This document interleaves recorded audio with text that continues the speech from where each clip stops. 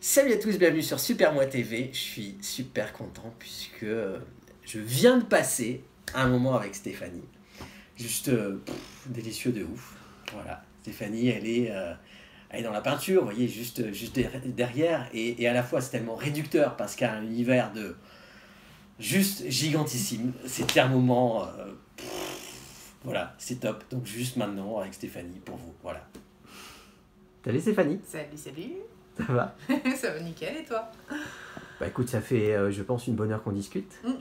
Ouais, facile. Ouais. On partage nos univers, on partage la vie, nos points de vue, etc.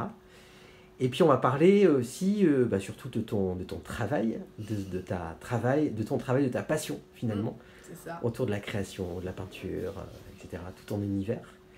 Et c'est rigolo parce qu'en fait, la première fois qu'on s'est parlé, et moi la première fois que j'ai vu ton univers, c'était chez Laurence. Oui. La boîte à couleurs. À Auray. J'ai vu ta fresque, ouais, un petit coucou à Laurence, qui a permis justement ça. Je me suis dit, waouh, putain, c'est qui cette nana, quoi? C'est quoi ce travail? Ça m'avait vraiment touché.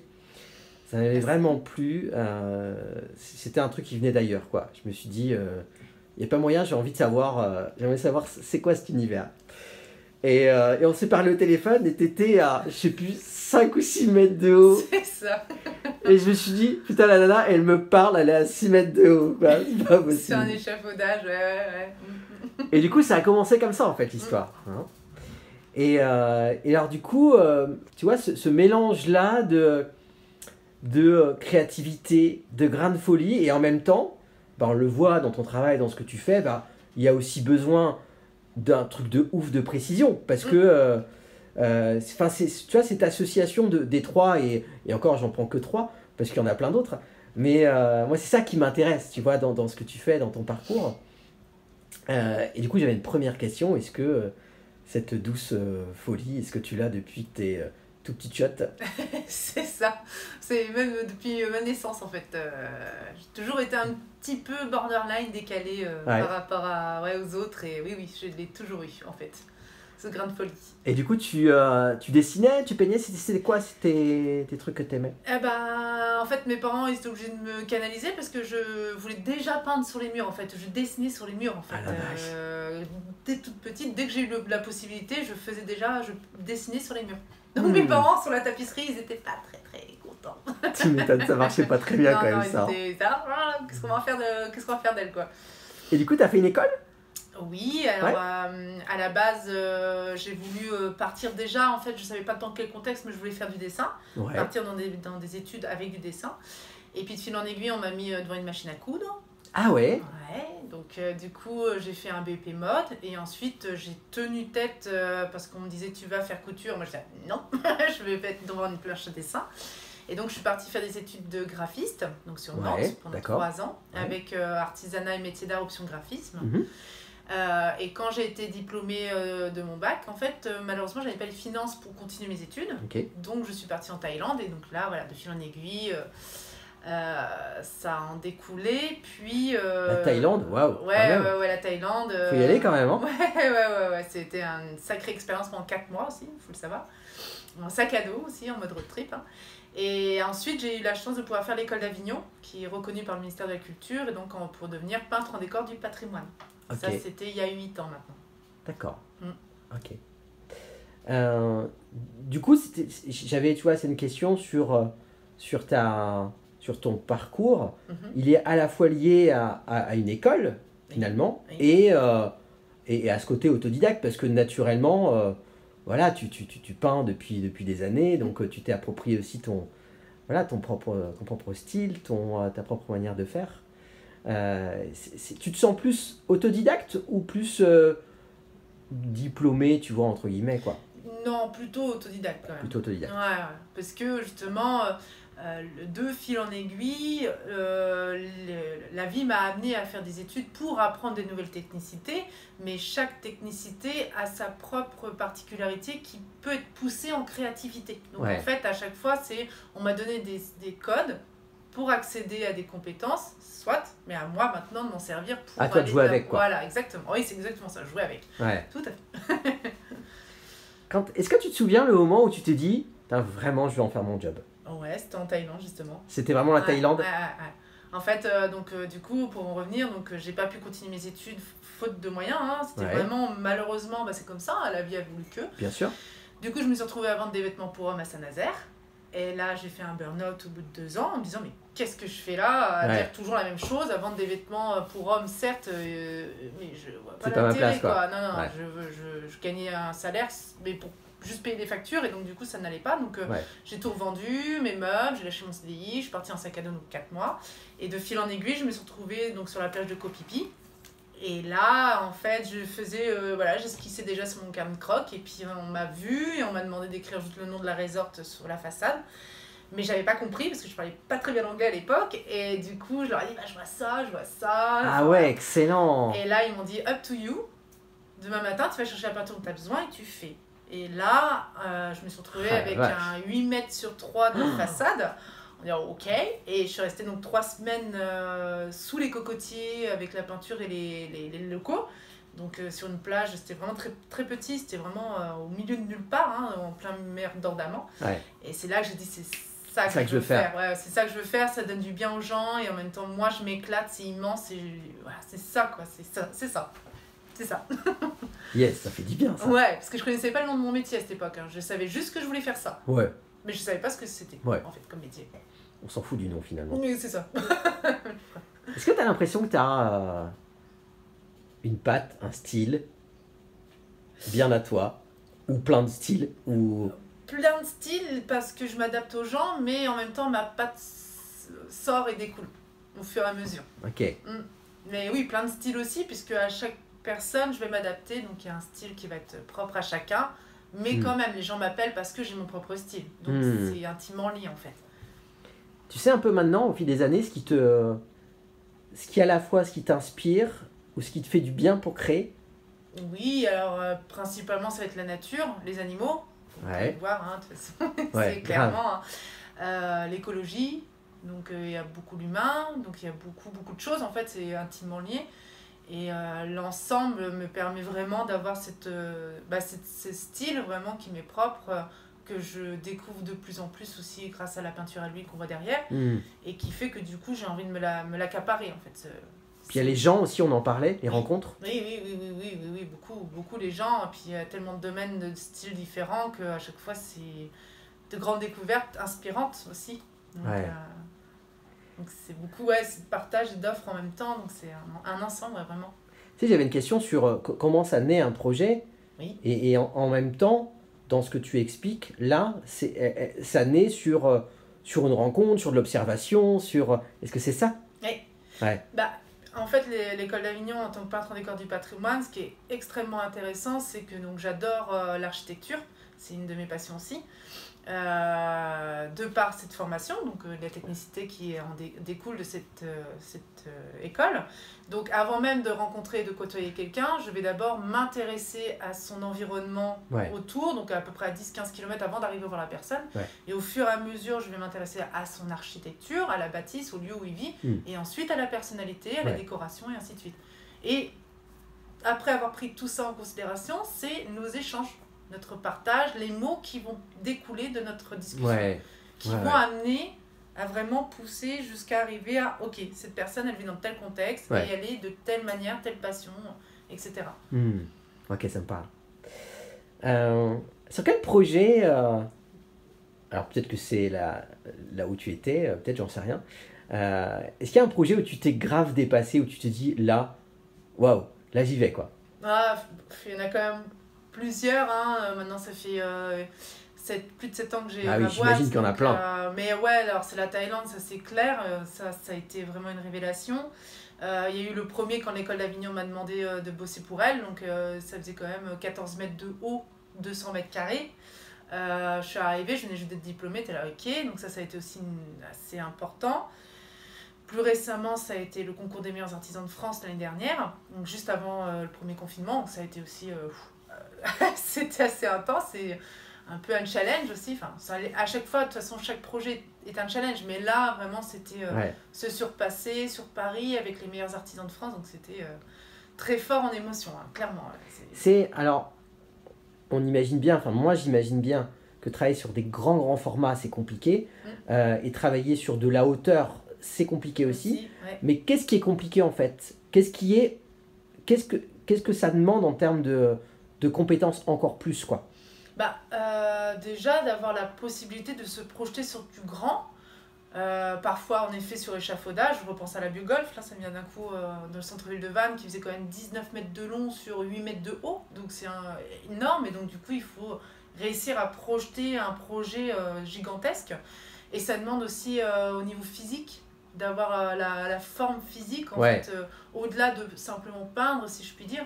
C'est d'avoir des mouvances, une technicité qui est propre aussi en fonction de du corps humain, quoi. Ouais, c'est ça. Donc ça prend une proportion qui est au-delà en fait, on va dire, de la simple peinture sur toile, entre guillemets, bien évidemment. Ok. Est-ce que tu as, dans ce que tu as fait ou dans les rencontres que tu as eues, et à la fois des anecdotes qui t'ont touché, qui t'ont fait rire, et à la fois des trucs où tu te dis vraiment je suis à ma place, et en même temps tu as répondu un petit peu par rapport à la Thaïlande sur le premier, mais est-ce qu'on a eu d'autres après, tu vois, où tu t'es dit ouais putain vraiment je suis vraiment à ma place là?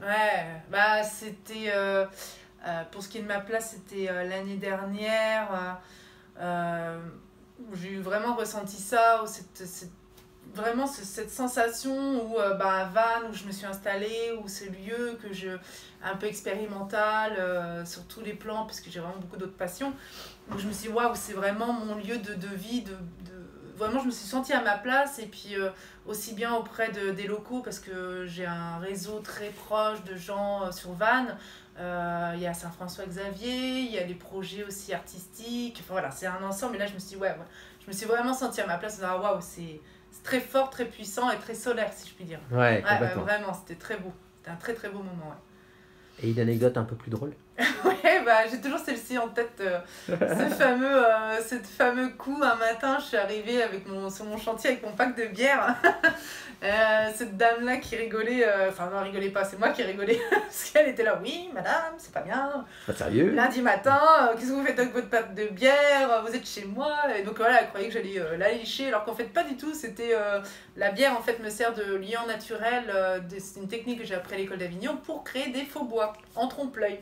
Okay. C'est pour ça que j'étais là, en fait. J'étais venue sur ce chantier qui était quand même 60 mètres carrés de faux bois en soubassement à faire chez elle. Et ma bière servait en fait de liant naturel pour faire le faux bois. Et elle l'a pas du tout vu comme ça en fait. J'imagine sa tête. J'ai dû la canaliser, la peau. Donc c'était marrant. Tu travailles pour plein de gens. Et à la fois, il y a des projets qui te touchent particulièrement, qui t'ont touché particulièrement. Tu as des univers pour lesquels tu dis j'adore travailler pour ce genre de choses. Alors il y en a tellement. C'est vrai que je travaille aussi bien pour les particuliers, les collectivités que les entreprises. Donc il y a vraiment à chaque fois des pôles très spécifiques. Ça me vient à l'esprit là, ça va être par exemple pour des autistes. On a eu l'occasion de faire des décors participatifs avec un groupe d'autistes. Donc ça m'est arrivé 2-3 fois déjà maintenant. Ça a été très fort et très riche en émotions, puisque ces personnes-là, c'est un public particulier, et du coup, ils vont apporter autre chose qu'un public dit standard, si je peux me permettre. Et ces gens-là m'ont énormément touchée, puisqu'ils m'ont tout offert, en fait, sans parler, parce que c'est des gens qui parlent très peu, mais qui sont beaucoup dans le ressenti. Et ça a été extrêmement touchant, et il y en a tellement, ça va être aussi les entreprises, c'est les particuliers qui me remercient pour la déco, pour l'ambiance, l'univers qui leur est propre, quoi. Aussi. Est-ce que dans ton style, tu sens qu'il y a des choses qui évoluent, et toi aussi, en tant que fan, tu évolues forcément. Et ça évolue comment? Tu as l'impression que ça évolue comment? C'est assez particulier, puisque si je repense par exemple au contexte décoration d'intérieur, le style va évoluer, le design mural va évoluer, les conceptions, je repense à Laurence avec son décor fait à peinture à l'or. De plus en plus, je propose, puisque je trouve qu'il y a une réflexion sur la luminosité dans l'architecture. Donc ça va au-delà du simple décoration, c'est vraiment prendre un ensemble volume, matière, couleur, etc. Donc oui, en effet, mon style change et rejoint aussi la peinture. Donc c'est un autre style. Que j'aime bien travailler en matière, puisque le but c'est de travailler sur l'interaction de la lumière en fonction de la journée et de la peinture. Intéressant, un peu style Pierre Soulages. Ok. Donc c'est très complexe et en même temps très simple. C'est un ensemble. Ok. Il y a une autre partie, alors évidemment, tu l'as dit, tu as plein d'univers, il y a des univers qui restent pour toi. Hein. Mais du coup, il y a aussi cette transmission que tu as avec la jeune génération. Ça a quel sens pour toi et comment ça se passe en fait pour toi, cet aspect-là aussi de ta vie? Alors, la transmission pour moi est quelque chose d'extrêmement important, puisque je ne l'emporterai pas au fond de ma tombe, hein, donc autant faire profiter tout le monde.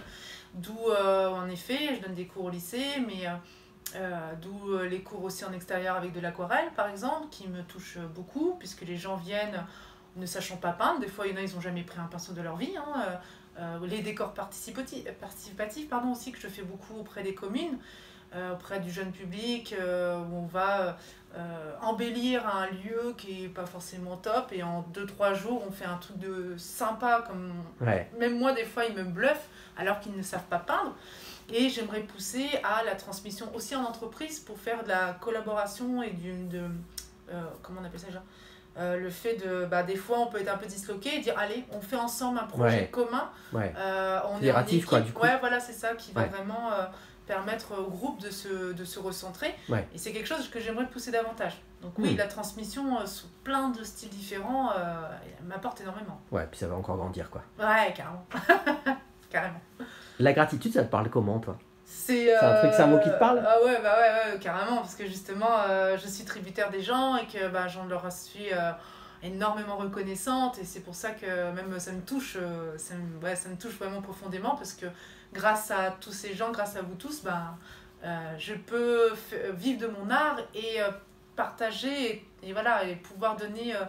Grâce à ça, ça donne du bonheur autour de moi et j'en suis heureuse et les gens sont heureux et du coup ils en partagent et ainsi de suite. Donc c'est, oui, gratitude bien évidemment, c'est fort en émotion. Il y a des terrains de jeu que tu as envie d'explorer, que tu as envie d'apprendre, découvrir. Toujours. Là, la dernière date, c'est Wood Street, donc avec les graffeurs, d'ailleurs salut les copains. Sur Lorient, où ils m'ont fait découvrir un nouvel univers. Je l'avais déjà plus ou moins ressenti à Dédale.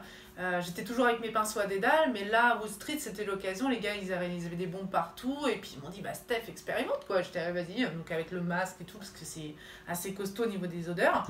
Mais ça m'a permis de découvrir des nouvelles technicités qui partent sur le street art, sur le graffiti, tout en ayant encore en tête ces techniques de peintre en décor du patrimoine, avec des architectures classées, etc. Donc d'un côté, j'ai le underground et le côté très classico-classique, où je peux travailler aussi dans les églises classées, avec les ABF, donc c'est très particulier. Donc c'est tellement de trucs à voir. Il y a des grand écart, terrain de jeu extraordinaire. Et alors pourquoi pas scinder les deux? C'est clair. Stylé, quoi. Ce serait vraiment, là, ça me vient l'idée, plein d'idées me viennent en tête en fait. C'est costard, cravate, basket. Et casquette. C'est ça. Carrément, quoi. J'imagine que tu en as plein dans la tête, des rêves. Et puis à la fois, on a envie de les garder, parfois un peu aussi pour soi, pour que ça se réalise. Et à la fois, ça fait du bien aussi de les partager pour envoyer ça à l'univers en disant je kifferais tellement ça. Pensez. Ça serait quoi pour toi?